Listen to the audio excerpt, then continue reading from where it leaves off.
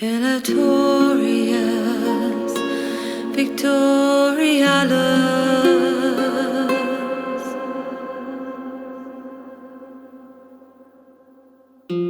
Erastus Necessitas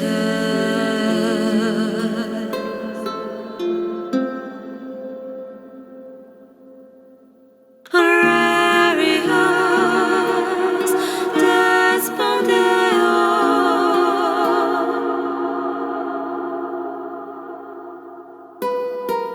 Spiritus Abdomio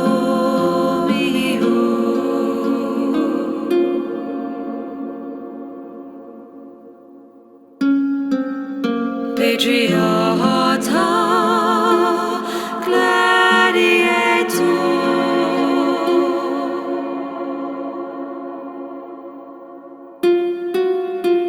Afflictio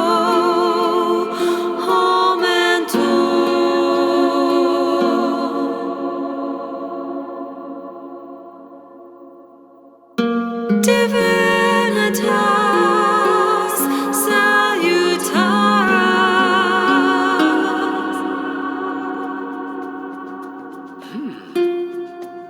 Vertivas libertas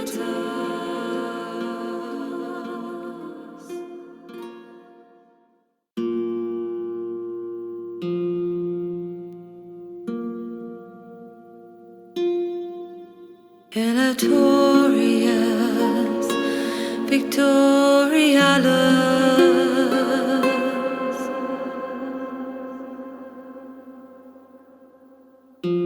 Erastus Necessitas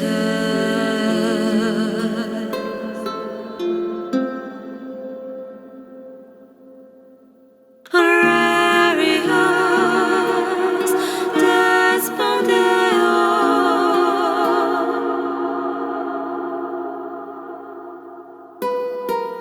Spiritus Abdomio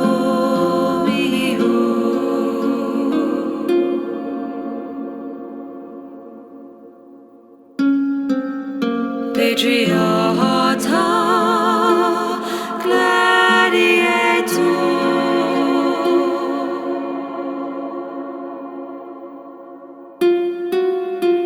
Afflictio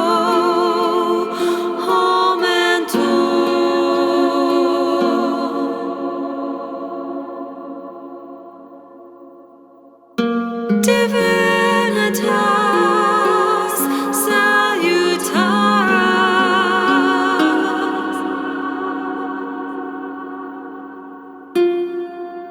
Vertivas libertas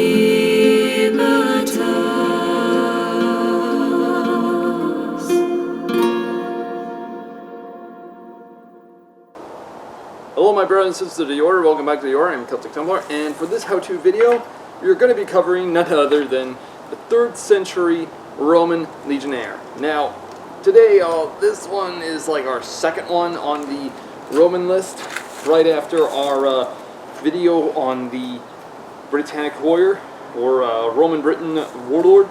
Now, many people don't understand much about the 3rd century crisis, and I can understand that, because whenever we take a look in history about the 3rd century, the 3rd century has a lot of myths and history into it, and unfortunately has a lot of stuff left out. Now, I am, well, covered in the equipment and armor of the 3rd century type of legionnaire. However, the armor varied depending on the equipment and units used in history. For example of that, it would have to be the shield. This is an oval-style shield, but there are many times in history that we even have accounts that the Romans still used a scutum-like shield. Only slightly wider, a lot wider, and a little bit smaller than this, pretty much like to about around this type of distance. So that's actually saying of how much the armor changed. In fact, most Roman legionnaires were starting to switch from the iconical Roman scutum shield to the more oval-style shield. So that could we understand. Now, the equipment used in this attire would vary also in general. as you can see me, I am wearing mail armor. This is actually the most common uses of armor they would have worn.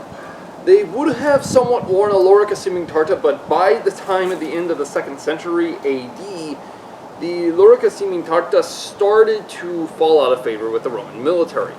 Mainly because, one, it cost a lot more to manufacture, repair, and also took a lot more time and maintenance to keep it up and running compared to mail, which is why mail was mostly used a lot more than the Lorica Seeming Tarta. However, the Romans would have also used the scale armor equivalent, but I would have to keep that for next time when it comes to our Roman centurion of the 3rd century. So yeah. Now, when we take a look at their equipment varied also in general as well, such as even their swords. Now, the Roman sword by this point was always the spada sword, or sometimes it was even nicknamed the gladius, which is kind of weird, of which this was a type of elongated thrusting and yet cutting sword. Now, the swords varied in design. They had different variations depending on the Roman legions. Though pretty much the most common thing would be a pretty much roundish shaped type of butt cap on the said sword. Another different variation would also be the belt. I am not wearing it, sadly. It would look more like along the lines like something like this. So, it's a widened belt design on the said shoulder. This is actually what the spada held on to. Now, unfortunately, the reason I'm not wearing it is because this does not hold on to that, which is weird. But another different variation is the belt. The belt had different versions and variations on the centuries. In fact, there's little information of which one they would have actually gone to. So, yeah, in fact, during the 3rd century crisis, there was very rarely any accurate type of variation on equipment. Now, only few would actually wear some sort of leg protection like this on their leg. Some, though, would actually, if they could, they would have something like this, but the majority of them would have something that actually had like a movable flap piece for their said knee. This could be a really good exploration of forms of history and equipment, but it's very seldom they would have all worn them. Now, there is also the occurrence with the helmet. This is a 3rd century style helmet, and the one major way you could tell the guy was probably from the 3rd century crisis is the helmet design. The helmet like this was the most common usage. Now this thing is heavy, it's robust, and elite design. Now, there are major problems about this type of helmet. And that would actually have to be, it is hard to move your neck in this, preferably upward. Because look, I can't look up. This is the problem about the helmet. The only way to look up is to lean like this in order to line up. And this is actually why many Romans started to switch to the earlier design of the late Roman style helmets. Kind of like somewhere during the time of the late 3rd century.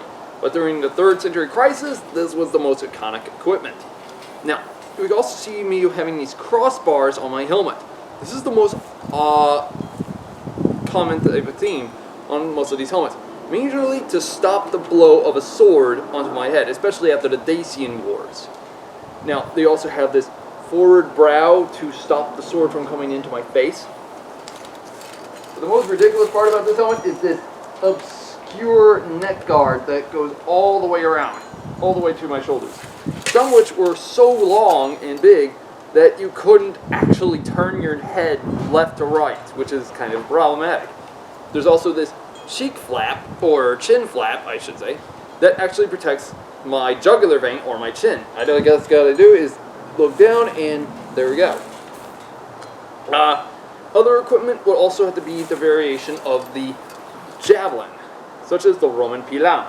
The pilum had different variations by the end of the century, but mostly by the time of the 3rd century crisis, the Romans were switching out of the regular pilum for more light javelin throwers that would be attached with a holster-like device onto the side of their body. Kind of near identical how we see with the by the end of the Roman Empire, they were starting to switch more from the pilum to small javelin-like weapons like a plumbata. Thing is, before the plumbata, they had smaller, lighter javelins that were slightly a bit longer. But what can you do? Also, I'd like to add out that during the time of the 3rd century crisis, many Roman legionnaires actually started to equip themselves with a large amount of scale. Something near identical to this image as we see right here, making them near identical to that of the early medieval knights. These men actually wore a large amount of scale, especially on top of the head, near identical to an early medieval coif. Some actually even used entirety of mail, rather than just any form of helmet, but depending on what their wealth and status was. But yeah, when we take a look into Roman-style warfare by this time, the Romans started to switch from the occasional, heavy unit military like we see from during the mid-Roman period or mid-Roman Imperial period to more of something like we see from the late Roman period, such as that of what we would see like a late hoplite. So that's why we got this big giant spear with us. So yeah. So on all of this occasion, what is probably the most heaviest part about this? The most asinine part about this would actually have to be this helmet. This helmet is kind of very uncomfortable. It's very close to my skull. I tried looking online for a better design. Sadly though, this one is as close as I could have gotten. So I'm wearing a form of padding underneath this. Sometimes they would have worn a form of headwear, but it varied in depending on the unit. Now as y'all also see, I am wearing a form of neck guard, or in this case a type of scarf, if you would, to keep the blows on my neck not actually getting to my cutting my jugular. As well, this would also keep the mail from scraping up against my neck. But how about we get right into me moving around, shall we?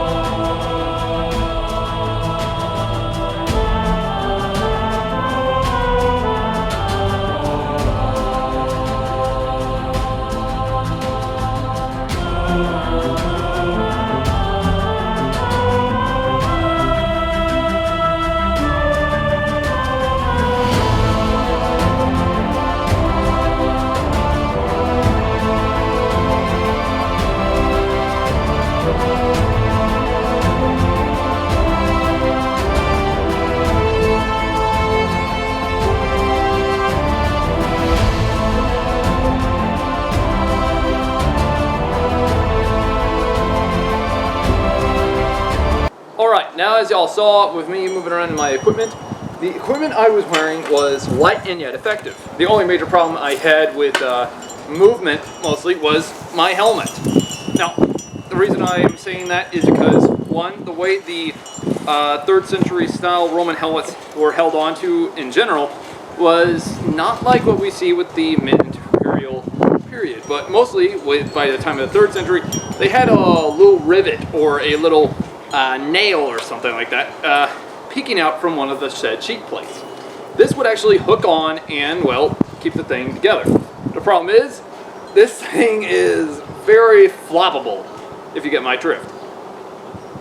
And this is probably why next time I do this, probably for the Roman Centurion, I'll probably have to switch out this rivet probably for a piece of cloth, because I have heard in forums in time they actually did that by the time of the 3rd century. So I'll probably have to do that this time. Now, while wearing this helmet, I could see and feel why this helmet had to be replaced so quickly. Because one, this thing is very uncomfortable. Now, I hear many people already saying, "Oh, Templar, you probably got the wrong size of helmet." No, this is supposed to be the right size of helmet. The problem is, this helmet, with its features, is very uncomfortable. In fact, my head fits perfectly well inside the helmet. The problem is, this helmet is very uncomfortable, mainly with this side of the said neck guard, and as well with the cheek plates. This is probably why the Romans later switched their helmets by the time at the end of the 3rd century, and switched it more to what we see of, well, the 4th century style equipment. Now, don't get me wrong, this was an impressive style of helmet and equipment of that time. The problem is, it's just not my cup of tea. In fact, every time I wear it, I feel like this thing is going to hurt me even more than I am going to be protected by it. But we can understand why the Romans kept using it for such a amount of time. And this would actually give way to the late Roman army. But all in all, the equipment of the 3rd century crisis, pretty light and yet effective. Now, I do hear many people already asking, "But Templar, you don't look like a Roman." Well, you wouldn't be the first one. In fact, more than a couple of Romans, especially historians, in fact, one infamous Roman by the name of Cassius Dio, or Cassius Dio, would actually write down of how the 3rd century Roman army looked nothing compared to that of the mid-imperial Roman army. In fact, some Romans who were originally part of the 3rd century crisis looked entirely different compared to their mid-Roman army of the mid-imperial period. The Roman army of the mid-imperial period, especially those who have lived long enough, which was rare, actually stated on how the equipment looked like that of a savage barbarian. And they weren't wrong. But pretty much to the fact, those Romans who actually did change their equipment, even they felt like they were kind of had inefficient equipment. But see, this equipment wasn't meant for invasion. It was meant to defend the cities of Rome. It was meant to protect the borders of Rome. It was meant to protect the entirety of Rome. So we can see why the Romans switched to a more light and yet effective equipment, which is why the pilum would later dissolve to the later plumbata. So it's kind of awesome to know how the 3rd century crisis created the late Roman army. So yeah, because of the 3rd century crisis, the Romans had to be a lot more light and mobile, and as well much more flexible on the battlefield in order to face the armies that they had to at the time. But what do y'all think? Did the 3rd century crisis not get as much love as they should? Or do you believe the 3rd century crisis was the beginning of the end of the Roman Empire? Let me know down in the comments below of what you would think. But anyways guys, if you all have any ideas of any type of warrior from history we should be doing next, please let me know in the comments below. I'll be happy to get right into it. Anyways guys, it's been Celtic Templar. Hope to see y'all in the next one. Have a great day, y'all.